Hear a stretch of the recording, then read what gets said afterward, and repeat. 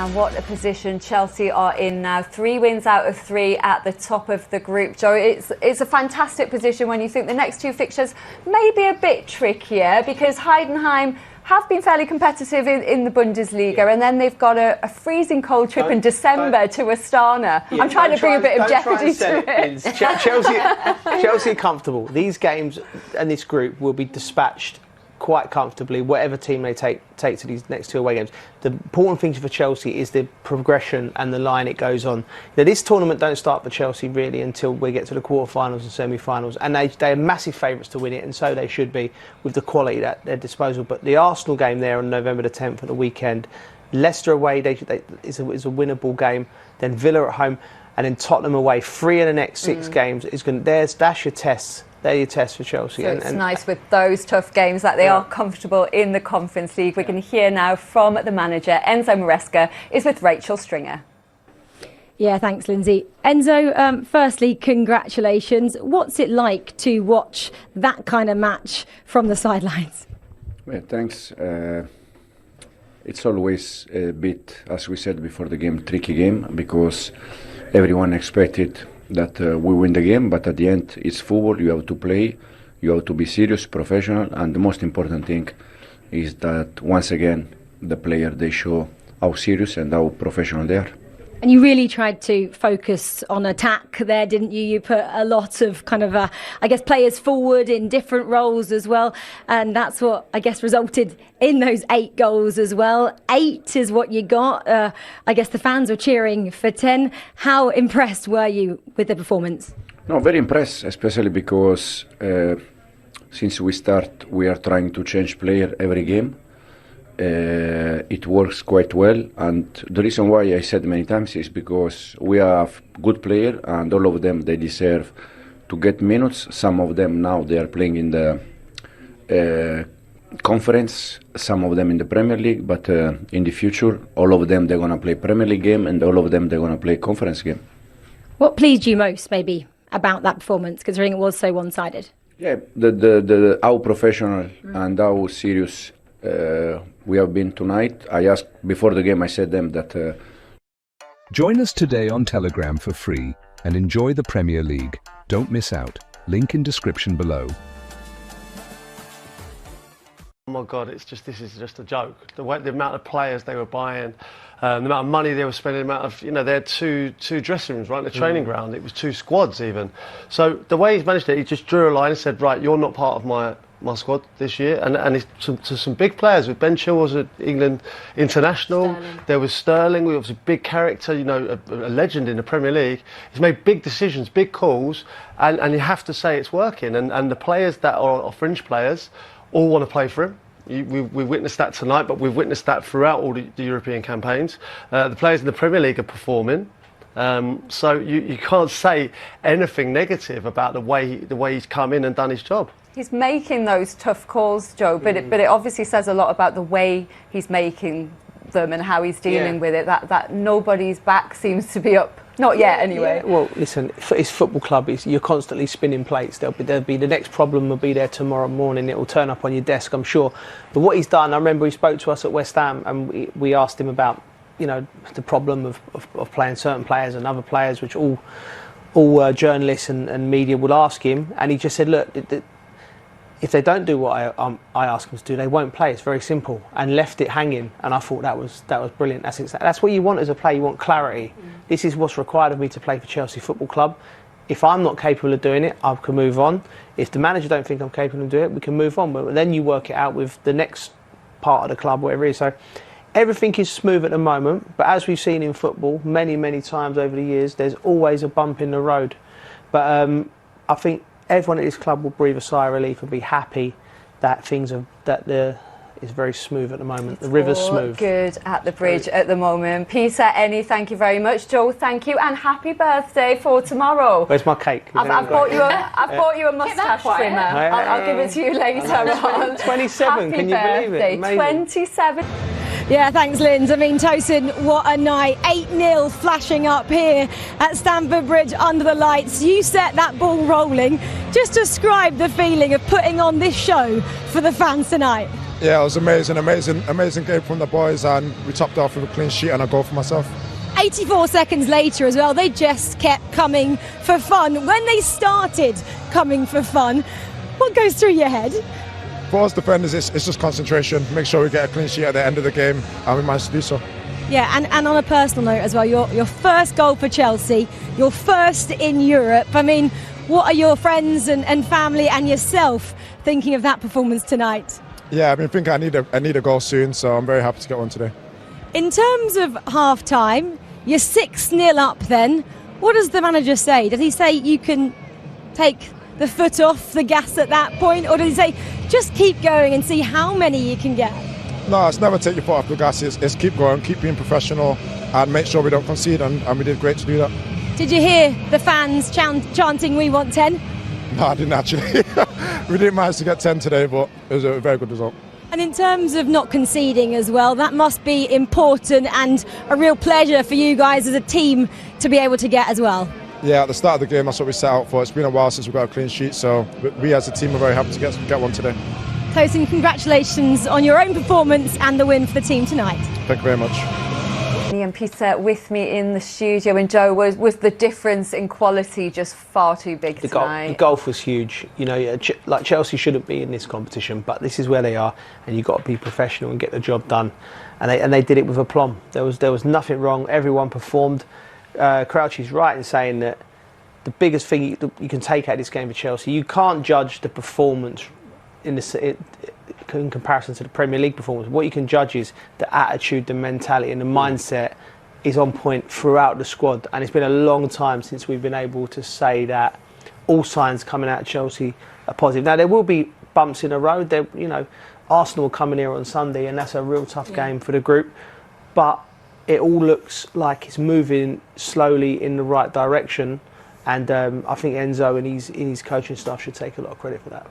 Well, they were 6-0 up, at half-time, but then Noah did improve a little bit in the second half and held out until the 69th minute, but then Christopher Nkunku was desperate to get in on the act, wasn't he? Yeah, I was saying that actually when you get these high-scoring games as a striker, you start to get more and more annoyed that you haven't scored, so it was important for Nkunku to get on the score sheet. First attempt, I think he tried to obviously dink it, the keeper's done well, and I actually think this is a more difficult finish than it looks. The angle closes, but he just catches it well and gets his goal. I think that's his 9th goal of the season, so top scorer for Chelsea. He's one I look at and I go, he'll be actually disappointed he's not starting in the sort of so-called Premier League team. And then they were awarded a penalty for a foul on Dewsbury Hall, Peter. Did you feel this was just a bit harsh? So harsh. I felt like Dewsbury Hall actually fouled him. You look here, he goes in on him. It's a foul. He didn't touch the ball. Look, he just goes in and fouls. It's the other way. And how the referees give it after that, I've no idea. He's gone, had a look at it. He's had a second look as well. That's the mind-boggling thing. Yeah, and cut them some slack. I mean, they were struggling anyway. Last thing they needed was a penalty that shouldn't have been awarded. But Nkunku tucks it away really nicely, and he looked really, really sharp as well. So you'll be pleased. That's exactly the position you want to be in when you're stepping up to take a penalty. Kind of not really much pressure on your shoulders at that point, was there? Not a great deal of pressure, let's be honest. But he'll be desperate to score. Like Annie says there, I think he'll feel that he'd be one of the players that could get maybe in the starting 11 in the Premier League as well. Yeah, 10 goals then now for the season, more than Mbappe, more than Mo Salah. He's doing pretty good. 2 tonight as well for Joao Felix. Yeah. Joe, what did you make of his night overall? I thought he was brilliant. He applied himself. You have to remember with Joao, he's a big star. He was like a £100 million player at some point. His career's obviously gone in. It's gone here, there, and everywhere. But he's very, very talented. You know, he wants to make Chelsea his home, and he's capable of doing these things. When he first came to the club, I was blown away by how good his movement was. This is actually what he needs to just take his game onto the next level. Finishing with that kind of composure, and if once he can bring this to his game, he can be a 20-25 goal a season man. He's great on the half turn. He can assist. He's busy, and look at the desire there to get forward and get in the box, and like he could be forgiven for feeling sorry for himself because he should be a starter with his quality, but he's here and he's giving the manager a headache. Has he got the hardest job though of all the players trying to get into that Premier League side because of who he's competing with? Yeah, well, they've all got to have a huge squad, and that is it. When you go to a big club now, it's going to be stacked with top players, and you have to perform to your level and more week in, week out to play. And when you don't, you find yourself out the side. But he sees that he's showing a great attitude, and that can only be good for the group. Do you enjoy watching him, any? Yeah, Joao Felix, I mean, everything that Joe said, he's had, we've seen it for years, for Portugal as well, his talent, but it's about the consistency. It's about consistently doing it, dominating games, scoring goals, and edging his way into the starting lineup in these big games in the Premier League. Because I think players like Nkunku and Joao Felix will be almost disappointed that they're regularly playing at this level. They've got to do what they've got to do and score goals, but they'll want to be playing in the big games at the weekend. They want to be starting in those games. So it's how do you break in, how do you make statements like tonight to then get into the team at the weekend. And Lucy said in commentary they'll be very pleased with a couple of goals from set pieces tonight, Peter, as well. A couple of headers from corners. Yeah, good. I mean, again, I don't want to keep harping on, but Noah's so poor, defensively. Just got to be stronger there. I know there's an argument that it could be a foul there, but he goes down like a sack of spuds. It's got to be stronger. It's got to be stronger. I mean, he's defended in the box. It was only what was that in the first goal, wasn't it? Then and he's just got to be stronger. And again here, it's a free header. I mean, he hasn't even jumped. He's just far too strong for them. And that's one thing, I think being maybe tactically unaware or being, not as good as the opposition, but you can still compete in the box, and they haven't done that on 2 occasions. And nice to see Mark Gui getting his first goal for Chelsea, Joe, as well. You could see what it meant to him when he scored, couldn't you? He hasn't had many opportunities, the lad. He's clearly a talented player, come through the Barcelona academy, and he needed this, a gift, right there. Open your body and lift it, and he really means a lot to him. He looks like, look at the press there. That is, you've not played all season really. You're 1-0 up, bang, and you're in. You're still going. You're on the press. I mean, it'll be great for him. And he's another one in that bracket where he needs to find himself.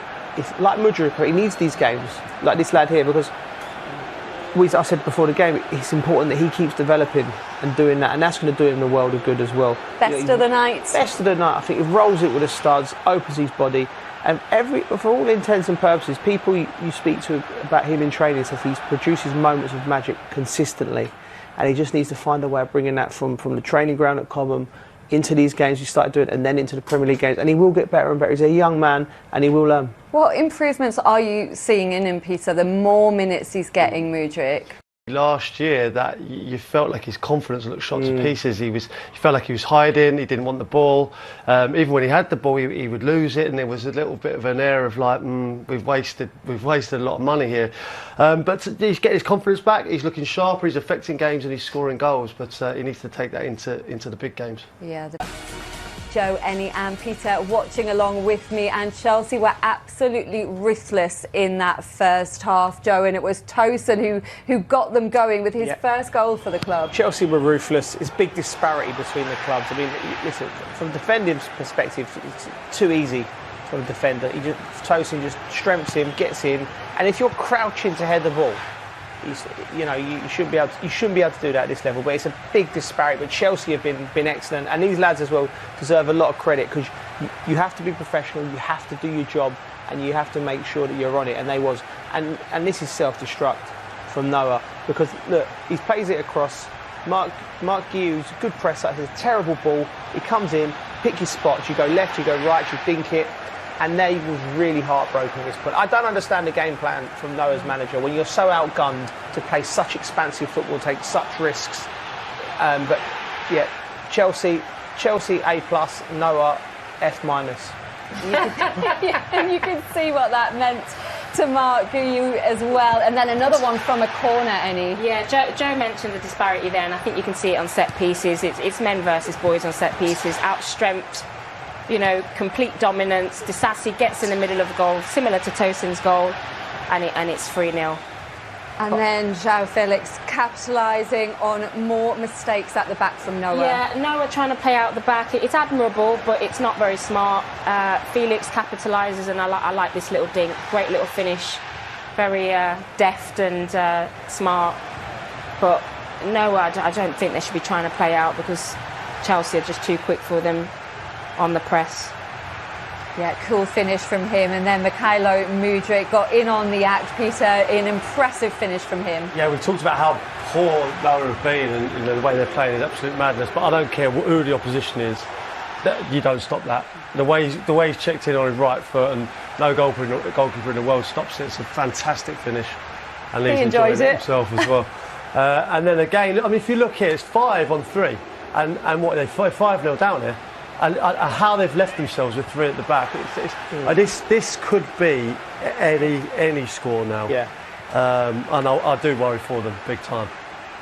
Yeah, absolutely. It doesn't feel like a fair fight, Joe, does it? No, it doesn't. I mean, we always knew that it was going to be a massive gulf between Chelsea and the other teams in this group. But having said that, Chelsea have been fantastic, and you have to credit. But this tells me that the manager has got these players training and they're at it right, and it's a good group, and all signs are pointing in a positive direction for Chelsea. Enzo, congratulations. What pleased you most about the performance in terms of goals or the depth of the squad? No, I think the players once again they show how professional and serious they are. It's very easy to slip or fall down in these kind of games. Football is full of surprise, and what I asked them before the game it was just to show how serious we are, how professional, and I think they show that, and it's important message for all of us.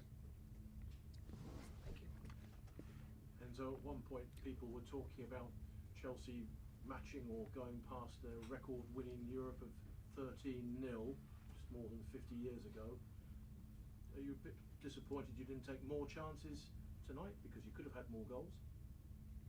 Yeah, but we have to be serious. I think it's never easy. As I said before, football is full of surprise. If you are not ready mentally, if you don't take serious, you can drop easy against any team. And the most important thing is that we are serious, we are professional, and this is the right thing that we needed to show tonight. Enzo, you brought Enzo Fernandez off at half-time. I know he's not been playing in the last few Premier League games. Is there an issue with him? Is he okay? Is he No. fit? Well, so how come he came off? No, it's okay. It was just a technical decision, no more than that, but he was okay. Kieran? I think you only told Tyreek that he was starting about 2 hours before kickoff. How Yeah. did you think he ended up? No, it was very good. I think it was very good. I said before the game probably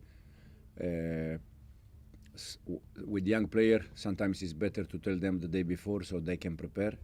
But with some of them, it's better to tell them at the end so they don't get nervous. So the plan with Tyreek, we knew already that he was going to start, but I just told him 2 hours before the game, and I think he was very good. Also, Sam Raksaki, when he was inside, he was good. Very happy for Mark Guyo that at the end he scored. He didn't get many minutes with us this season, but he's working hard. So, and they are all, 18, 17, 19, it's important. Okay. After two solid performances by Mudryk, will you start to consider him starting in the Premier League? But we consider Misha, we consider all of them every game. The thing is that we have 24, 25 players, so we always try to take the best 11 that we think. The important thing is that Misha continued to improve like tonight. He scored a fantastic goal. He had some good moment. So the important thing is that he continued to improve. Dom? Given the nature of your opponents tonight, Enzo, how much can you reasonably learn? No, first of all, if you remember the first 5 minutes, we conceded a chance. So you can learn that, as I said, probably if you consider there, the game change. So you have to be always focused. You cannot drop. In my opinion, the way to show respect to them is don't underestimate them. Otherwise, you don't respect them. And this was the message before the game, guys. Don't underestimate nothing because football is full of this kind of surprise. We don't need that. So be serious, be professional, and they have done perfectly.